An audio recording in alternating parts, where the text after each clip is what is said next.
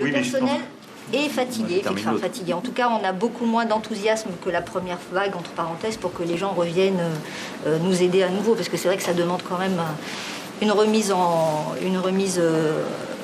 place de toutes les procédures, etc. Et surtout intellectuellement, physiquement, psychiquement, c'est difficile. C'est pour ça que je milite beaucoup pour que le personnel qui, lui, reste en place et qui, je l'espère, ne va pas démissionner parce que la fatigue, c'est surtout pour la fatigue, sinon pour le reste, tout ce qui est de toute la politique de santé qui est mise en place, elle est adoubée par tous les soignants. La plupart sont vraiment très contents du cap qu'on a, en fait. On n'a pas envie d'avoir d'autres caps.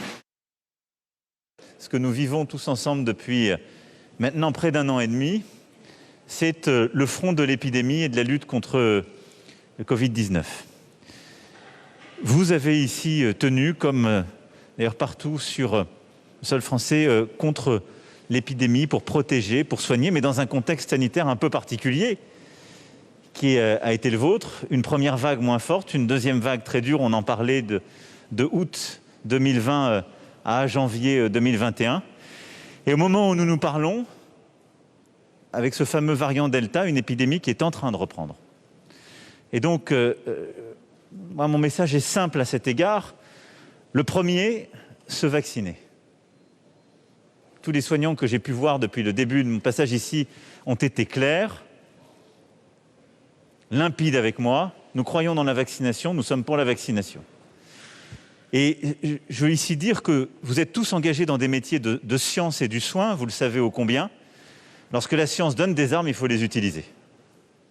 Et donc je veux ici lancer un message très fort pour appeler chacune et chacun à se faire vacciner, parce qu'on le voit partout dans les chiffres et sous toutes les latitudes, quand on est vacciné, on est protégé. On ne diffuse quasiment plus, en tout cas beaucoup moins le virus, et surtout, on ne tombe plus malade, ou quasiment plus. Et dans les très peu de cas où on tombe malade, on n'a plus les formes graves qui finissent ici. Et donc la vaccination est un combat essentiel, et je vous remercie aussi de la mobilisation qui est la vôtre à cet égard, pour les personnels soignants justement de l'hôpital et hors de l'hôpital, mais plus largement pour toute la population. L'information en continu sur Polynésie la première, Internet et réseaux sociaux.